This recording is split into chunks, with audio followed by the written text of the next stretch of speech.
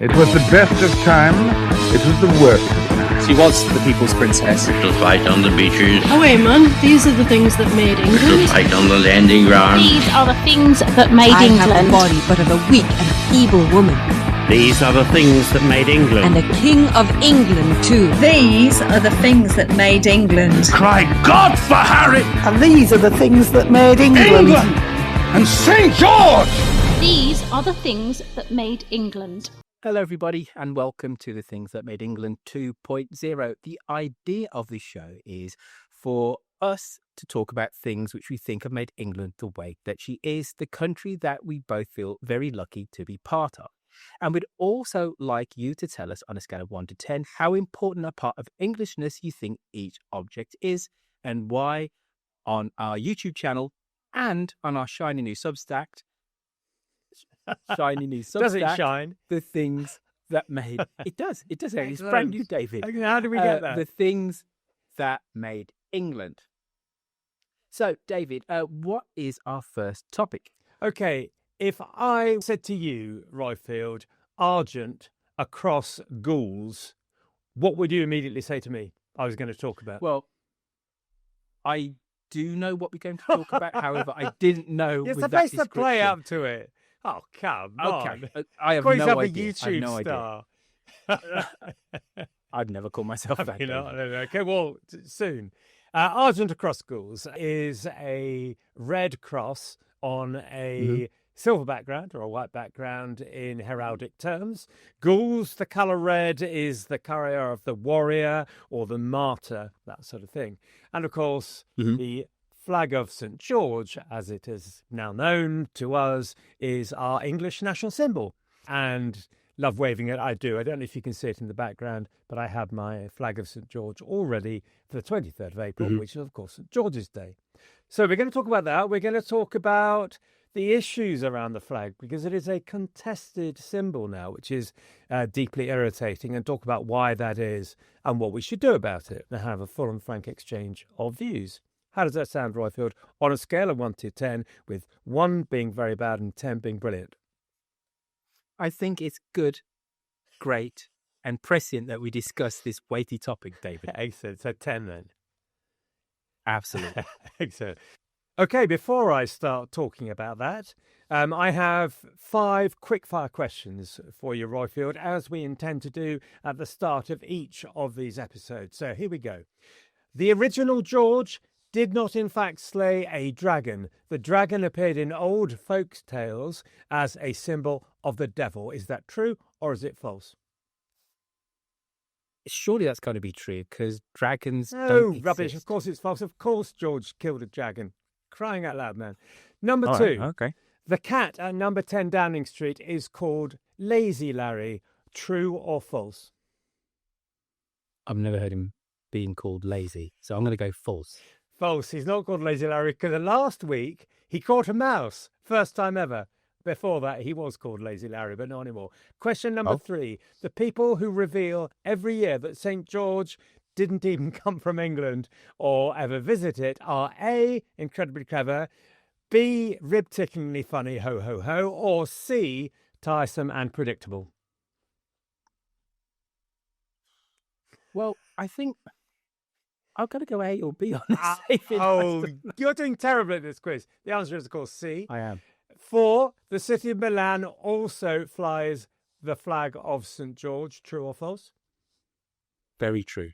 False. It's actually the flag of St. Ambrose, a 4th century bishop of Milan, darling. And finally, number 5, try and get 1 right, would you, Roifield? St. George's Day is famously the 23rd of April, which is the most famous English hero also born on the same day. Who is, did you say? Yeah, who is the most famous English hero, famously also born on the 23rd of April? Bobby Moore. No, it's a great guess, though, because I imagine people, you go for Shakespeare, who is actually born on the 23rd. But no, it is, of course, Steve Clark, who, as you know, is the lead guitarist of Def Leppard.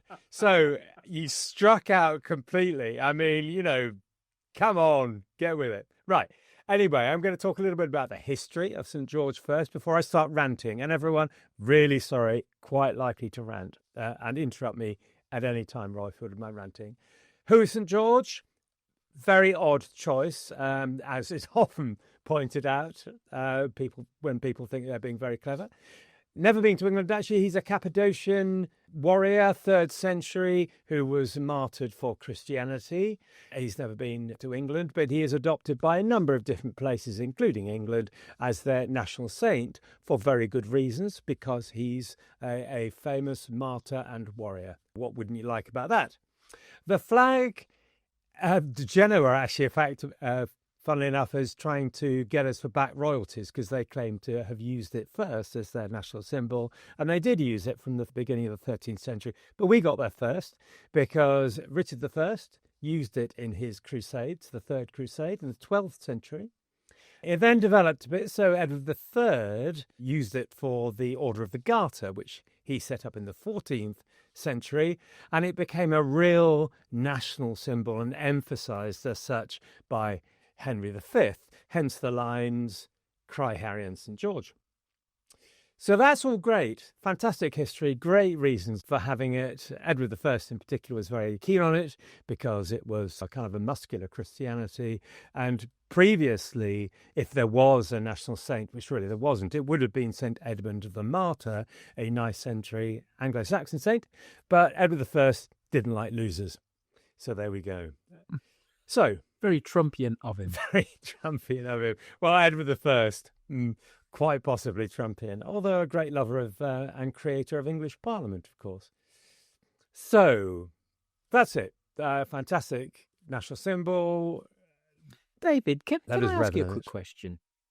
Let me ask you a quick question, because obviously Richard the Lionheart goes off a crusading and he uses this as his emblem.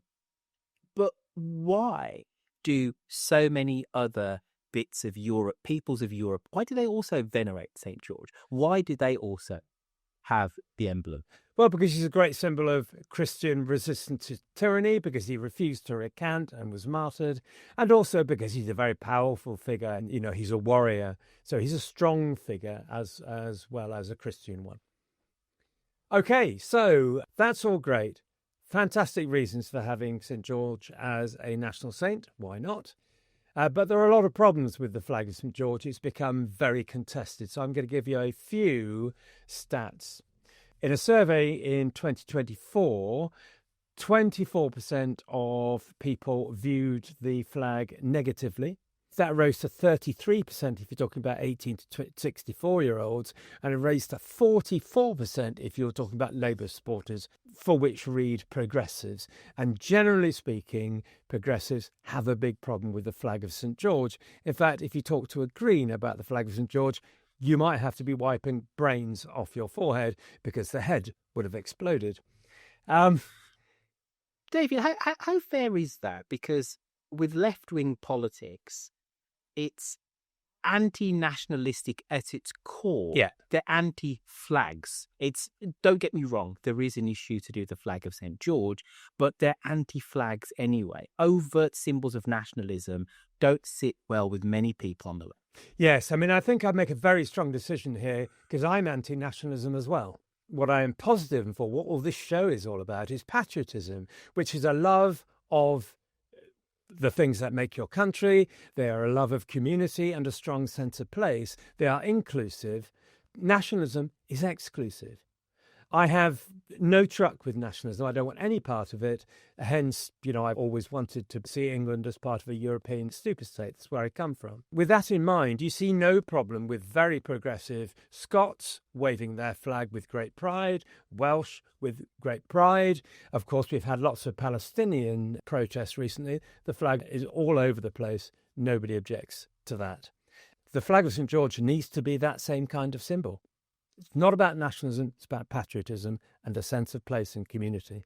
That's a great question, actually. I'm glad you asked that. How much, though, David, is the flag of St. George wrapped up with the ambiguity of the Union Jack and its definition? Because as you rightly say, the Scots proudly waved the Saltire, ditto the Welsh, etc. But I think 40 years ago, 30 years ago, even, if you'd have said to somebody in England, give them some crayons and say, do the flag of England, I think 70% of them would have done a Union Jack. I don't know if that's true in Scotland or Wales, but certainly in England. No. Yes, in England, yes. So it's fascinating. If you look at the 1966 World Cup final and you look at the crowd, they're all waving the Union Jack. There's hardly a flag of St. George there. I think... World Cup Willie. Oh, yes. The mascot. Yeah, yes. Indeed. I thought you were talking about... Anyway, let's not talk about that. The English, who have always much more adopted a British identity, a lot of people, I think, are very worried to talk about Englishness. And this is a general theme of, I think, today's episode, is that people have to speak about England. And progressives in particular have a big problem with talking about England. Part of the problem of that is about ethnicity. So in the same survey, or a different survey, 52% of ethnic minorities now see the flag of St. George as racist. That's a terrible problem. That's a terrible situation, because then it means it's white, it's exclusive, whereas it should be inclusive because it's about all of us. But David, on that, and I forget what the percentage of the population of England that is Muslim. Let's say it's 5%, whatever. Yeah. Right? You have explicitly a symbol which is Christian. Do not get me wrong; it plays to the history of the country. But couldn't that, in and of the fact that it is such it is actually a religious symbol, be seen as exclusive? It's quite interesting, actually. I hadn't really thought about that because, I mean, the Saltire, of course, is a Christian symbol, but the Red Dragon of Wales is not particularly. In fact, it's almost pagan, I guess. So that's a good point, but I've never heard that come up. I think, for me, ethnic minorities have a much more positive, I mean, you can tell me if I'm right or wrong, but have a much more positive association with the Union Jack, because the Union Jack is seen as inclusive. Now, the truth is, in my view, Britain may well die, and it is important anyway to English confidence and English sense of place to have our own symbols. Because we don't own Britain, that is indeed something which is owned by all the home nations. So it's extremely important we have our own symbol to be a stronger part of that union, in my view. I don't think there's any problem with it being a Christian symbol, personally, because that's not what we emphasise now. We're more and more a secular nation. It's a symbol of Englishness, I think. I think you're correct in that when people look at the flag of St. George, they don't see it as a Christian symbol. But I think that's maybe because we're within the culture. You know, when we look at flags of, let's say, Pakistan or Saudi Arabia, we see those religious symbols. And maybe, and I'm saying maybe because I genuinely don't know, those people in those countries don't, because it just is type of thing. You know, but I'm really struck when I look at those Nordic crosses. For me, those are Christian symbols. That's interesting. But it's because they're a cross in a different way than ours is depicted on the flag. Yeah. So I'm removed from that cultural norm of just viewing it as just a symbol. I think there are some other problems, actually, as to why there are so many negative associations with flag of St. George. One of those is about, it's just simply given to what we were talking about earlier, is just the various population sizes of England versus Scotland, Northern Ireland and Wales. England is so much bigger in population, 85% of the population, that overemphasising Englishness is again seen as a threat to Britishness.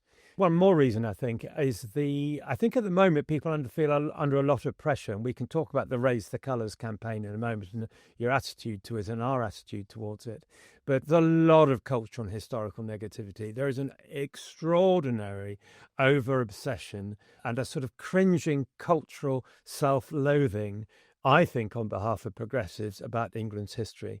A complete refusal and failure to talk about incredibly positive things about English history. And I don't mean about trying to present empire in a positive light. I don't mean that at all. I mean our advances in and contribution to scientific advances, all the way through from the 18th century are radical political thought, the Levellers and a whole load of ideas, John Locke and so on.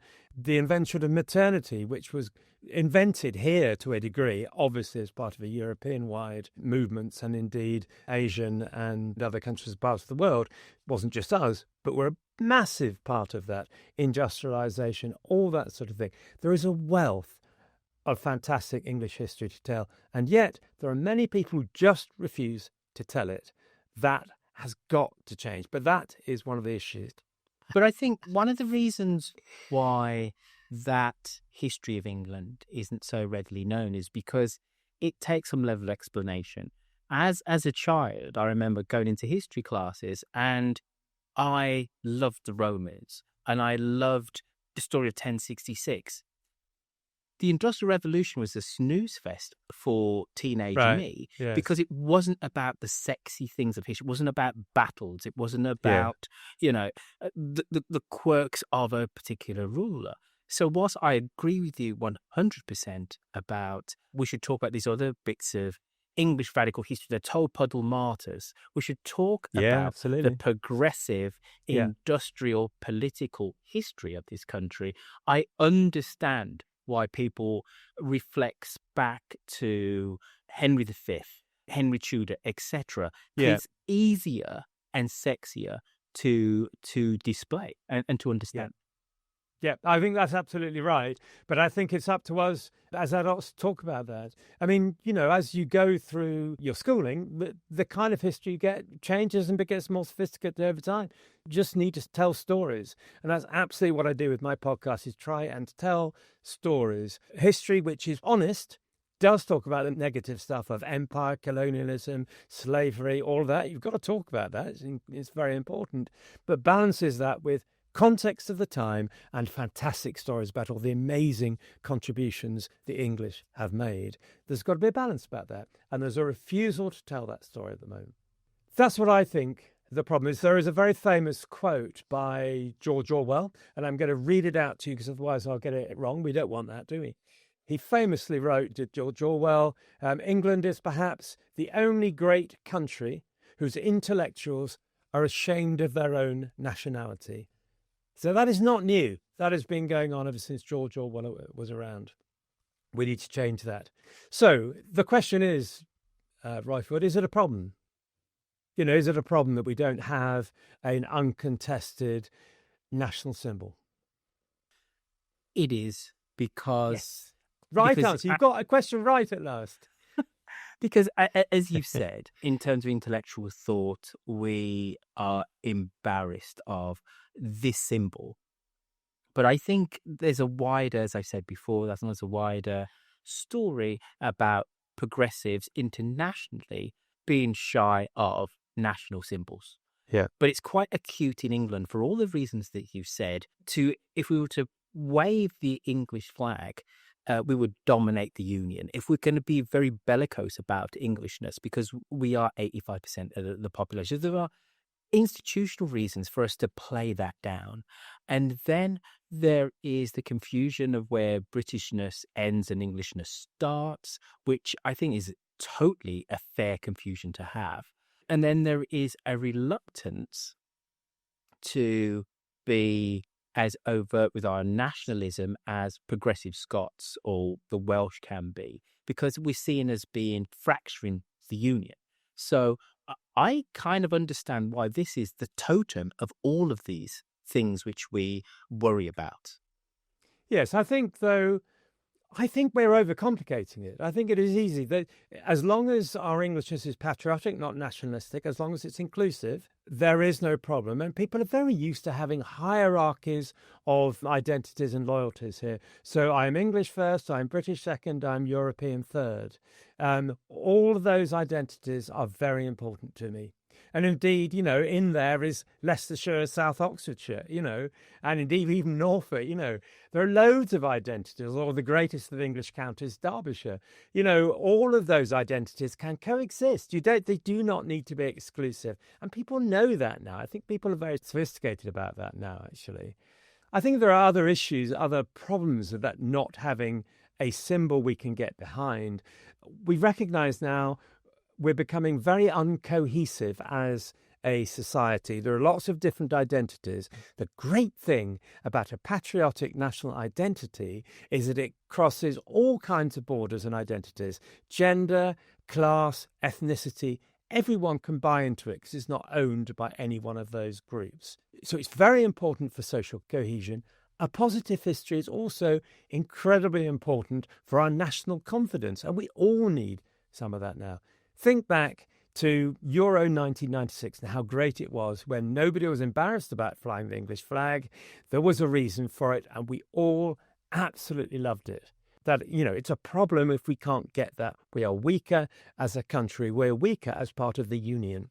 That is my view. What do we do about it then, Roifield, if it is a problem? I've gone on somewhat of a journey with the English flag, as many English people who come from ethnic minorities are on.